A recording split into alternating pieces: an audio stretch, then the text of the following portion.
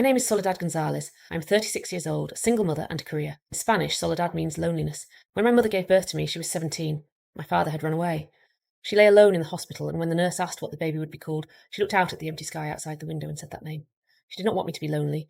She was reminding herself that from then on she would be alone. My mother died 5 years ago. Cancer. Before she left, she held my hand and said, Solivar, do not be alone.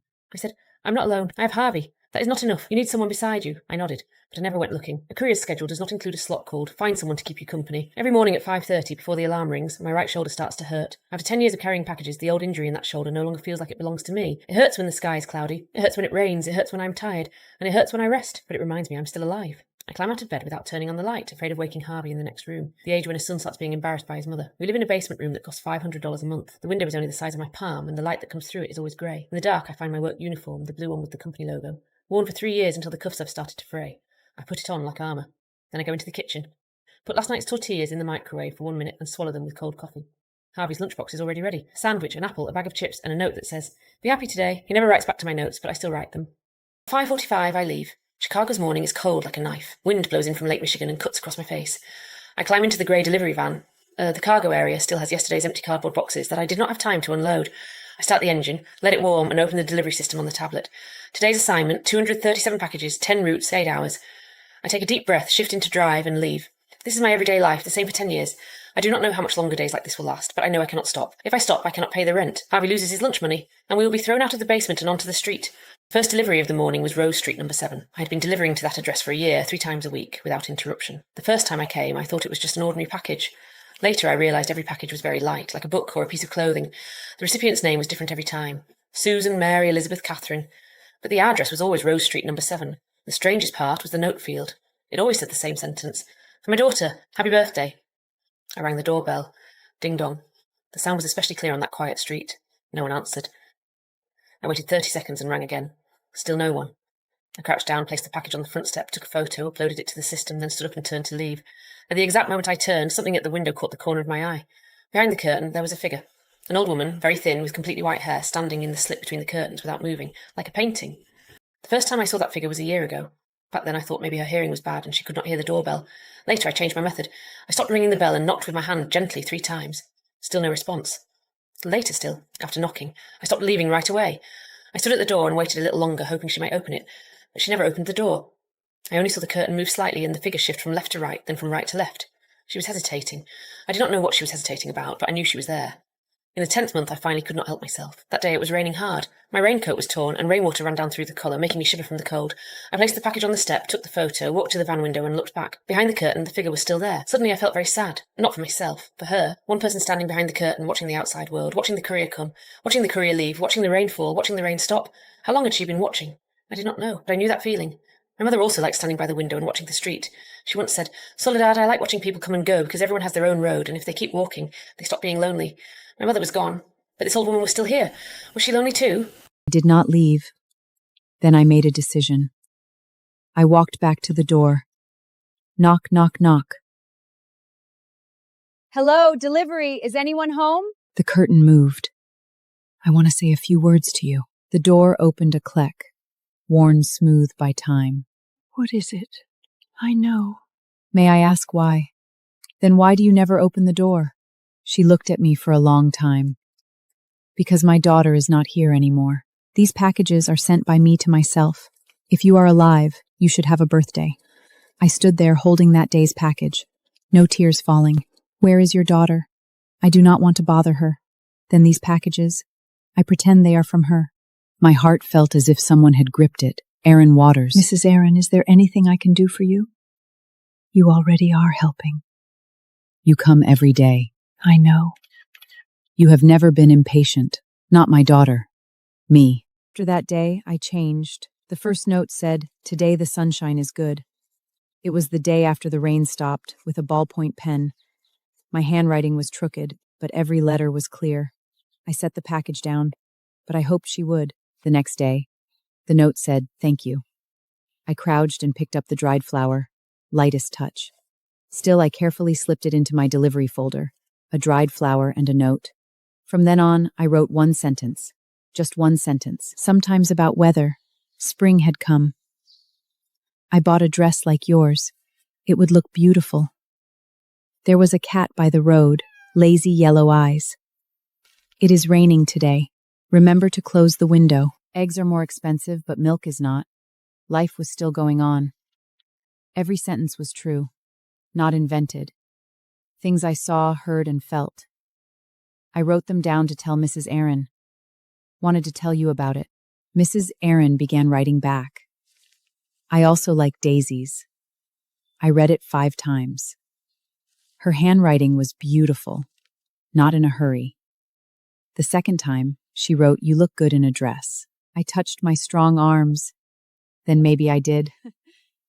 The third time, where it liked to sit. The fourth reply said, "Sunlight poured down like a waterfall." I stood on the steps. I suddenly was not cold. The fifth time, I like coffee more. The sixth time, I think he improved. She remembered. She remembered my son. The seventh time, Mexico. She wrote, "I went to Mexico once. Very blue. I have never been to Cancun. Only a wall." She did not answer that one. 2 rivers slowly flowing together. I was no longer only the courier, maybe only for tomorrow's sun. Harvey found my notes, forgot to zip it shut. He went to the kitchen, tied neatly with a rubber band. He took them out. I also like daisies. Mom, what is this? Someone's letters. Who wrote them? Because she needs someone to read her letters. Harvey looked at the notes, as if trying to remember them. Her handwriting is pretty, because they are not in a hurry. Harvey did not answer, stood up to leave. At the door, he stopped. "Mom, are you alone too?" I froze. I asked if you are lonely. Lonely? Of course I was lonely. No one beside me. Every morning when bread fell, no one picked it up for me. Every time Harvey failed a test, since the day my mother left. But I could not say it. Mom has you and delivery work. Packages are not people. Mom, you are lying. Then the door closed. For a long time. I decided to look at Mrs. Aaron's daughter. I copied the sender information from the package slip. The package was bought online, a name and a city. I looked up the city, another state. I also found her on social media. Her name was Julie, 36 years old, a younger Mrs. Aaron. I looked at her page for a long time. She had posted many photos, children's birthday parties, beach vacations, weekend barbecues. She looked joyful and fortunate. Her mother was alone at Rose Street 7, waiting for packages. I did not know why Julie did not come back. She would go back, but mothers are not always there. After my mother left, Mrs. Aaron was still here, but her daughter did not know. I began sitting inside Mrs. Aaron's house, once a week. After delivering the package, water the flowers. Her garden was very small, tiny and stubborn. When the wind blew, they stood up again. Soledad, you are the first person. It is true. I know. That is why I am crying. I stood, walked over, and hugged her. She was thin, like a pile of dry branches. But when she leaned against my shoulder, all her loneliness on her shoulders. Mrs. Aaron, you are not a daisy. You are a sunflower. You have always been turning towards the place where there is light. She froze. I looked up and saw that she was crying. Onto the white daisy petals. Solada, do you know why I like daisies? I do not. Because daisies do not need much care, like me. I crouched and looked at the daisies. They would die. Mrs. Aaron was the same. Did not think she was trouble. I began teaching Harvey to write notes. Today the sunshine is good. Harvey asked, why write that? Because someone needs it. Sometimes Mom is too tired to write. He did not agree, took a blank delivery label from my courier bag, and wrote one sentence. Your flowers opened. His handwriting was crooked, worse than mine. But he finished it, folded it, and placed it in my bag. On the third day, placed that delivery label on the step.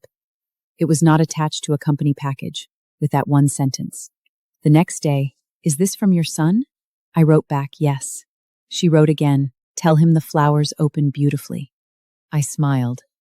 When I got home, I showed the note to Harvey. He looked at it once. The corner of his mouth moved. He did not smile. But I knew he was smiling inside. Mrs. Aaron's body grew worse, needed a cane to walk. The doctor said she refused. I do not want to die in a hospital. Helped her collect medicine and cooked for her. She ate less and less, only drank water. Soledad, you do not need to come every day. I want to come. I also want to be needed. You need to be needed, I said, yes. She did not speak again. Like a leaf falling into my palm. That afternoon the sunshine was good. Sat her beside the daisies. She closed her eyes and turned her face toward the sun. I crouched beside her, afraid to disturb her sunline. After a long time, she said, why I stood behind the curtain every day? Because I wanted to see someone come. The world was still turning. Now you do not need to stand behind the curtain, because I came. I will knock. I know. That is why now I stand at the door, waiting for your knock. I called Julie. That day, Mrs. Aaron had a high fever, lying on the sofa, her lips cracked, barely conscious. I was terrified. I had never taken care of a patient like this. I didn't know what to do. I called 911. The ambulance came and carried Mrs. Aaron onto a stretcher. Soledad, don't leave me. She held, I'm not leaving.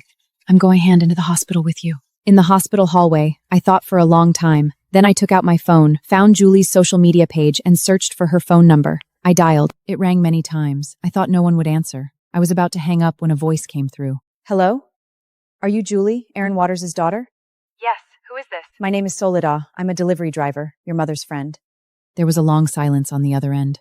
What happened to her? She's in the hospital.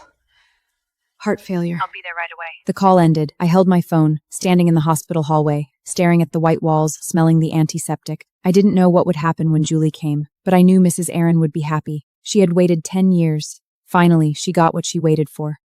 Julie came. The next morning, she appeared at the hospital room door. She looked thinner than her photos, older too. Her eyes were red and swollen. She had clearly been crying all night. She stood at the door, afraid to come in. I stood up and offered her my chair. You're Soledad? Yes. Thank you. Thank you for taking care of my mother. No need to thank me. She walked in, sat by the bedside, and held Mrs. Aaron's hand. Miss Aaron opened her eyes groggily. When she fell, those gray eyes suddenly lit up. Not like stars, like the sun. Julie? Mom, I'm here. You came. I'm sorry. I'm so sorry. I was too busy. I didn't come to see you. It's okay. You're here Julie now. cried. She lay by the bedside, her whole body shaking with sobs like a daisy being blown by the wind. Mrs. Aaron stroked her hair like she was comforting a child. Julie, you've grown up. Mom, why didn't you tell me? You were sick. You were alone. Why didn't you tell me? I have Soledad. She comes every day. She writes me notes. She waters my flowers. She takes me to the doctor. She's not my daughter, but she comes. Every single day. We are shook my head. She's the daughter. I'm the delivery driver. But what she can do, I can't. I'm an outsider. She's family. Now that family is back, the outsider should go. Mrs. Aaron didn't last much longer. 3 days later, in the afternoon, the sun was shining brightly. She held Julie's hand, and she held mine too. You're both here. How wonderful. Her voice was very soft, like a feather falling to the ground. Okay, I won't cry. Soledad, don't cry either. If you cry, I won't be able to leave. Okay. She closed her eyes, a smile on her lip. She was gone. The heart monitor let out a long beep. The green line went flat. Julie cried, laying on her, calling Mom, Mom. I didn't cry. I had promised her I wouldn't. I stood up, walked to the window, and pulled open the curtains. The sunlight poured in, falling on the hospital bed, falling on Mrs. Aaron's pale face. She didn't look like she had died. She looked like she was asleep, sleeping in the sunlight. The funeral was 3 days later. Julie wore a black dress. I wore black pants. Not many people came, neighbors, a caregiver, and me. The pastor read the eulogy. He said Mrs. Aaron was a quiet person who loved flowers and standing by the window watching the street. He said her daughter was far away, but she wasn't alone. He said there was a delivery driver who came every day. People in the congregation looked at me. I kept my head down, clutching a letter in my hand. It was a letter Mrs. Aaron had written to me. Julie gave it to me after the funeral. She said she found it under her mother's pillow. The envelope said, "For Soledad." I opened it. Inside was just one piece of paper. The handwriting was shaky, worse than mine. She could barely write anymore. Inside the envelope was also a key. copper-colored, old, with a label that said 7 Rose Street. I held that key, my hands trembling. Not for the house, for you are the one who comes every day. She said I was. I don't know if I am, but she said it. That was enough. Julie walked over and stood beside me. Soledad, my mom said before she left the house is yours. I agree. It's not mine. It's yours. I don't want it. You do. Because you need a home. My mom knew you needed one. I moved into 7 Rose Street. Not moved in, I moved home. I gave up my basement room. I didn't have much. 2 suitcases, 1 backpack, a few clothes, a few pairs of shoes. Xavi followed behind me, holding his backpack and basketball. He stood at the door, looking at the daisies. Mom, we're going to live here? Yes. It's big. Much bigger than the basement. Big or small doesn't matter. What matters is there's light. He walked in and looked around the living room. On the windowsill were Mrs. Aaron's photos. Julie as a child, Julie on her wedding day, dried daisy petals on the wall, tucked behind a picture frame. In the kitchen, there was still milk she hadn't finished. In the fridge and for hand daisies. Everything was still there. She hadn't gone far. She was still here. Javi walked to the window and pulled open the curtains. The sunlight poured in, spreading across the floor like a layer of gold dust. He stood there for a moment, then smiled. It was the first time he had smiled in a long time. Mom, who was that old lady? Her name was Erin. She was the one who waited for me every day. Why did she wait for you? Because she knew I would come. Every morning at 5, I woke up, made a cup of coffee, took a look at the daisies in the garden, and then headed out. Javi was still sleeping. I didn't wake him. But I left a note next to his pillow that said, "The sun is beautiful today." He never wrote back, but I knew he saw them because the notes were always gone. My route changed. The company switched my area. I no longer delivered to Rose Street. But every day after my last package, I would drive out of my way to 7 Rose Street, not to see the house, to see the garden, water the daisies, pull the weeds, trim the dead leaves. Soledad, you don't need to come every day. The flowers won't die. It's not that I'm afraid the flowers will die. I'm afraid I'll forget. Forget that someone waited for me. Forget that someone once said, "You are the one who comes every day." One day, I found a note tucked in the door crap. It was from Julie. I smiled. She was in another city, but she still remembered. Remembered her mom. Remembered the flowers. Remembered me. I continued writing notes on delivery slips, not for Mrs. Aaron anymore, for everyone. Every recipient would find a sentence on their delivery slip. There was a cat by the roadside and it looked at me. Eggs went up, but milk didn't. Impruim. The company had a rule, no extra writing on delivery slips, but no one checked because the recipients loved them. They called the company and said, "Thank you for your delivery driver. Her notes make my day." Some even took photos of the delivery slits and posted them online, saying, "My delivery driver is a poet." Don't you think writing those things is a waste of time? It's not a waste, because every time I write one, I feel like someone is reading it. One time I wrote on a delivery I saw online. It was from a social media profile picture was a pair of sneakers actually untied. After he got the package, he sent me a private message. I replied, "I guessed." He laughed. He said, "You're a good person." I said, "Not a good person, a delivery driver." There was a recipient named Lily. She received a package every week, all books. She first replied to my note in the 3rd week. She wrote, "I cut out the words you wrote and put them in my fridge. My daughter asked you want me." I looked at that note, my eyes warm. I replied to her, "You are my friend too." From then on, Lily and I became pen babes. She lived on the other side of the city. We had never met, but we wrote letters. On delivery slips, on small notes tucked inside packages, she told me about her life, I current mine. "Thank you." I said, "No need thank you." She did help others. She started writing notes to her neighbors. Also, "The sun is beautiful today." She told me, "Soledad, you infected me." I said, "It's not a disease, it's a good habit." Javi turned 15. He had grown a lot, half a head taller than me. He started writing notes on his own, without me teaching him. The first note he wrote to me was placed under my pillow. "Mom, you look beautiful today." I read it for a long time, not knowing how to reply. Finally, I replied, "You look good too." The next day, that note was gone. Under my pillow was a new one. "You are the most beautiful mom." My tears fell onto the pillow. He started coming with me on deliveries. On weekends when there was no school, he helped me carry packages, write notes, organize the truck. His handwriting was much better than mine. Neat, clear, clearly educated. It's windy today. Wear a hat. Your cat is watching you from the windowsill. Did you have dinner? When recipients saw those notes, they thought they were written by some high school girl. I said, "It's my son."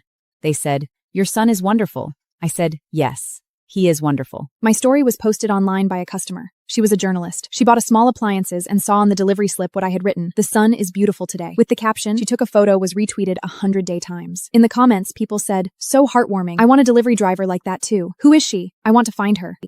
The journalist actually found me. She called the company and asked who the delivery driver was for that area. The manager told her it was me. She came to interview me with a recorder and camera. I refused to be photographed. I just want to deliver packages. You're not becoming famous. You're letting people know that someone is quietly doing. It's not a good deed. It's just what should be done. Then why doesn't anyone else do it? Because they're not me. That sentence later became the title of the article. It was published in the Chicago Tribune. The headline was "'Cause they're not me."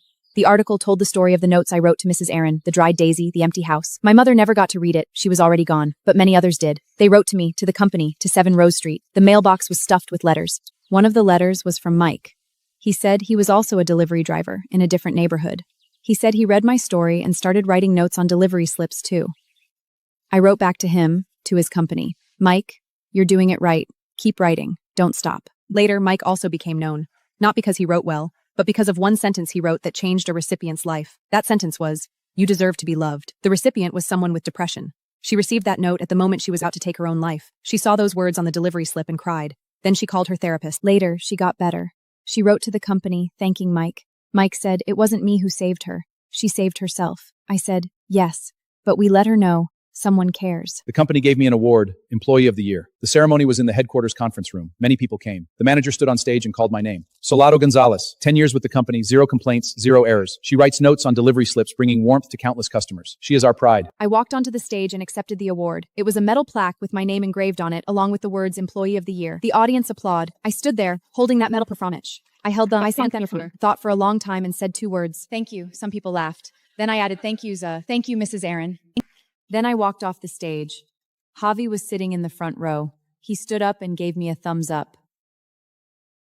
I smiled. It was the first time he had ever praised me in public. Javi got into college, not a prestigious one, a local community college studying social work. He said, "Mom, I want to help you, not by delivering packages, by helping those who are lonely." I said, "You don't need to help me. Help yourself. When you've helped yourself, you can help others." He looked at me. "Mom, you taught me that. You said needing is also love." I said, "You remember that?" He said, "I always remember." I hugged him. He was taller than me now. He lowered his head and rested his chin on the top of my head. "Mom, you're not alone. You have me." I cried. He patted my back just like I used to pat his when he was little. We started a group, Note People. It wasn't my idea, it was Javi's. He opened a group on social media, inviting delivery drivers, food couriers, and delivery workers from all over the country to join. Anyone who wanted to write notes and shared stories, shared those moments that kept us going. Mike was the first to join. Then Lily. She wasn't a delivery driver, but she loved writing notes. So later, then Kevin joined, another delivery driver. He said that when he wrote notes, he felt like he was doing something important. There were over 500 people in the group now. Every day, new sentences were posted. Every single one got a reply, not with words, but with a +1, meaning, I wrote that. Sarah's story was the most touching one in the group.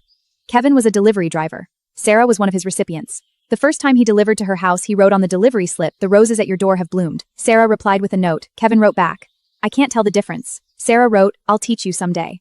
They met on Rose Street, not number 7, but number 12. They talked all afternoon, from roses to life, from life to each other. Later, they got married. Kevin posted a message in the group. "Thank you, Solanda. Thank yourself." You wrote. She replied, "You both showed up." 7 Rose Street became a station, not a delivery station, a heart station. Anyone feeling lonely could come here, sit for a while, have some tea, look at the flowers, write a note. On opening day, many people came. Neighbors, recipients, delivery drivers, the journalist, Julie and her family, Mike, Kevin, and Sarah. They brought flowers, food, and notes. I stuck all the notes on the wall, one wall completely covered. Every note was a person. Every note was a story. In the very center, I placed Mrs. Aaron's diary. "You are the one who comes every day." Javi stood in front of that wall and looked at it for a long time. Mom, this place is going to get fuller and fuller. When it's full, we'll use another wall. When the walls are full, we'll use the ceiling. When the ceiling is full, we'll use the sky. How do you write notes on the sky? Write them on the clouds. An old woman came to the station. She was in her 70s with very slow laugh. I said, "I am. Please sit." She sat down and I poured her. She held the cup without drinking. She looked at the notes on the wall and her eyes turned red. She has not come back in a long time. I asked, "Which street are you on?" She said, "Linden Street, number 12. I wrote it down. I will deliver there tomorrow." She looked up at me. "You do not have to come specially. I am not asking for a package." I said, "I know. You are asking for a person." She cried. I pushed the tissue box towards her. "There is no sunshine today," she said. "It is cloudy." "Then I will write, 'Cloudy days are good because you are by the window.'" She laughed. She held my hand lightly. The next day I took a door to Linden Street 12. There was no package, only a delivery label. Blank. It said, "You came." From then on, I went to Linden Street 12 once a week. No package, only a note. She began writing back. Her handwriting was beautiful, even more beautiful than Mrs. Aaron's. She told me her daughter lived out of town, a lawyer, very care of her own mother. She did my own mother, and I never wait for another call from her. Julie came to see me twice every year. once on the anniversary of Mrs. Aaron's death and once on Thanksgiving. She brought her husband, her 2 children, and the golden retriever. Her children called me Aunt Soledad. I am not a daughter. I am a courier. That Thanksgiving, Julie's daughter was 8 years old. Her name was Emily. She saw East Kier. Were you my grandmother? I said, yes. I'm not getting handsome, I said. Now you don't come every day.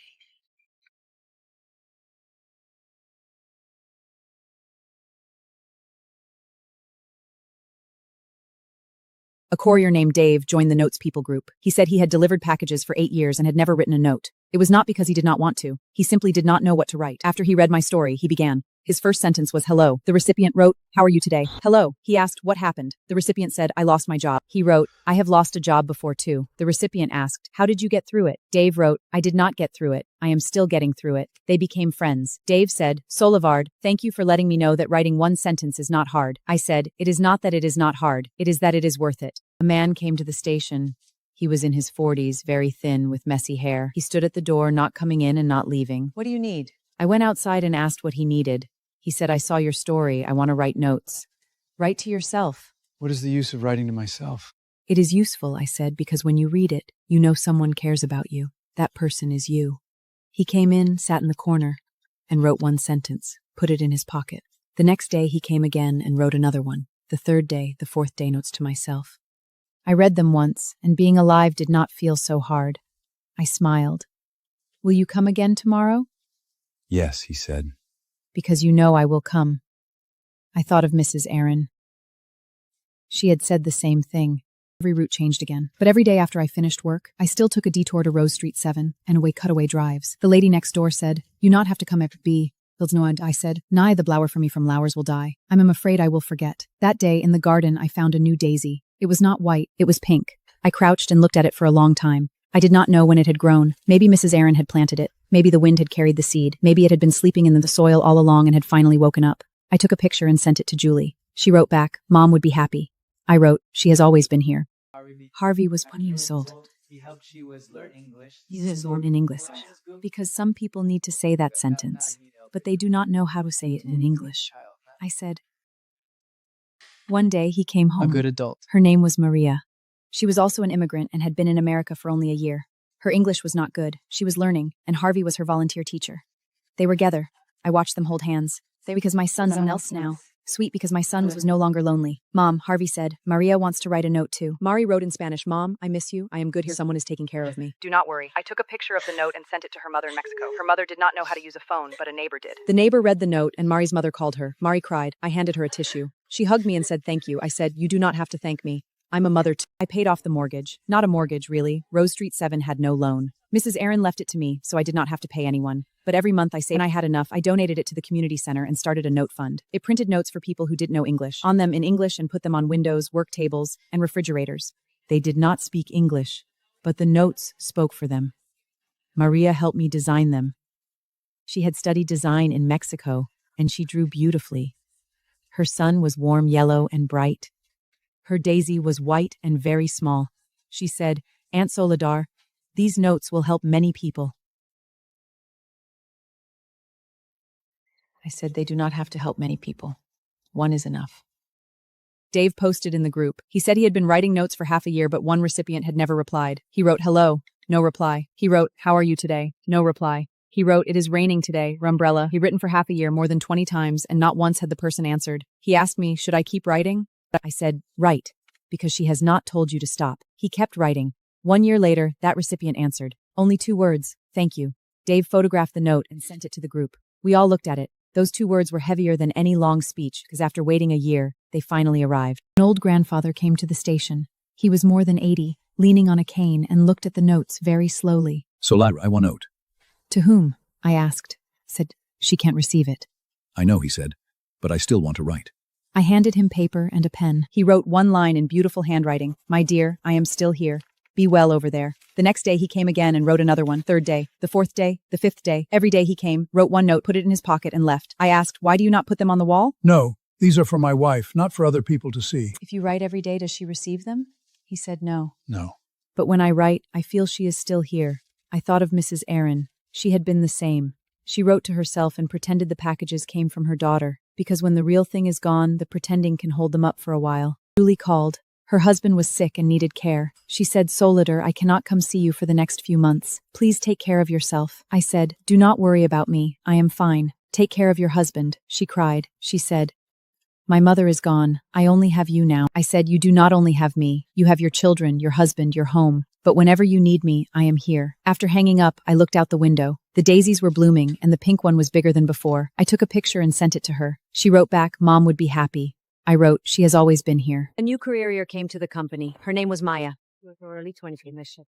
She was assigned to my area, and I trained her. Solador, why do you write notes? Because someone needs them. How do you know someone needs them? Maya learned they read them and do not throw them away, because they write back. Her first sentence was, I am also alone. The recipient wrote back, you are not alone.